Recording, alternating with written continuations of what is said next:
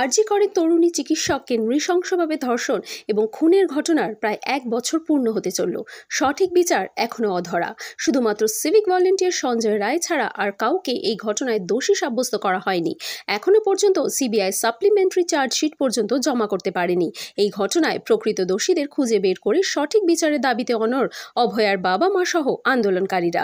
আন্দোলনের ঝাঁজ অনেকটা কমে গেলেও অভয়ার ন্যায় বিচারের দাবিতে অনড় আন্দোলনকারীরা এদিন ফের নির্যাতিতার বাড়ি থেকে সোদপুর ট্রাফিক মোড় পর্যন্ত বিশাল মশাল মিছিল করে প্রতিবাদ জানালো।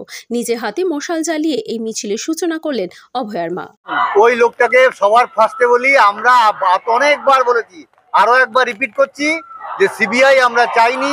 হাইকোর্ট সিবিআই কে ভালো মনে করে কেসটা সিবিআই কে সঁপেছিল এবং কলকাতা পুলিশকে হাইকোর্ট এতটুকু বিশ্বাস করেনি এবং সুপ্রিম কোর্টের বিচারপতি কোর্টের মধ্যে বসে বলেছেন ওনার 30 বছর কর্মজীবনে এইরকম তদন্ত উনি দেখেননি। এরপরে যদি কুণাল ঘোষ বা ওই তৃণমূল রাজনীতি দল সেটাকে ফলাও করে প্রচার করার চেষ্টা করে যে একমাত্র সঞ্জয় অপরাধী, তাহলে সঞ্জয় যে মানে জামিনের আবেদন করেছে সেই আবেদনের পরিপ্রেক্ষিতে হাইকোর্ট কি সিদ্ধান্ত নেয় তার জন্যই যেন কুণাল ঘোষ অপেক্ষা করে। কিন্তু উনি যে বলছেন শকুনের রাজনীতি, এই যে আপনারা বিচারের দাবিতে আন্দোলন করতে থেকে শকুনের রাজনীতি, এটা বলবে ওরা তো নোংরা একটা দল, ওদের সম্বন্ধে কোনো রকম মন্তব্য করতে আমরা ঘৃণা বোধ করি। ওকে তো একজন যা যে কথা বলেছে তারপরে ওই সমস্ত মন্তব্য করে, ওর লজ্জা বলে কিছু নেই। আজকে বলেছেন বাবা মার প্রতি সহানুভূতি সম্মান রেখে বলছি, আপনি উনি এই কথাটা এখন নতুন ব্যবহার করেন যে বাবা মার প্রতি সহানুভূতি সম্মান রেখে যত আজে বাজে কথা সব বলেন। বলছি আপনি শুনুন, এই কথাটা ওনাকে বলে রাখবেন যে আমরা এই বিচার ছিনিয়ে আনবো এবং যে দুর্নীতির শিকড় কলেজগুলোতে এবং মেডিকেল হাসপাতালগুলোতে আছে তার শিকড় আমরা উপড়াবই। আপনারা চ্যালেঞ্জ করে হচ্ছে, আমরা ওদের কোনো কথায় কান দিই না, আমরা কোনো রাজনীতিও করি না। আমার মেয়েটা পরিস্থিতির শিকার এবং রাজ্য সরকারের একজন কর্মী ছিল। সেই 9 তারিখ দেখেছিলাম যে সে কলেজের একজন ছাত্রীও ছিল।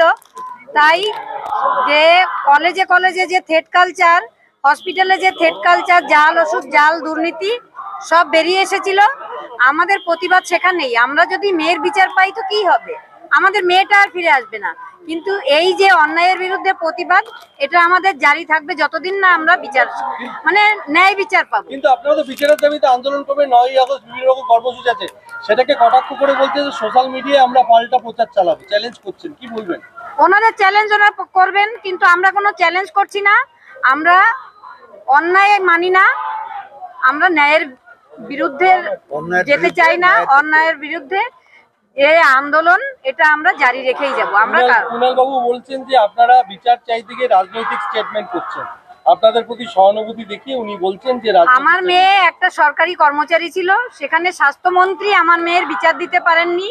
তাই আমরা যদি স্বাস্থ্যমন্ত্রীর পদত্যাগ চাই, সেটা যদি রাজনীতি হয়ে ওনারা মনে করেন তো সেটা রাজনীতি, কিন্তু আমরা কোনো রাজনীতি করছি না। বলছেন আন্দোলনের নাম করে কিউআর কোড দেখিয়ে টাকা তোলা হচ্ছে। আমরা কোনো টাকা পয়সা তুলিনি। যারা টাকা পয়সা তুলেছে সেটা তাদের ব্যাপার।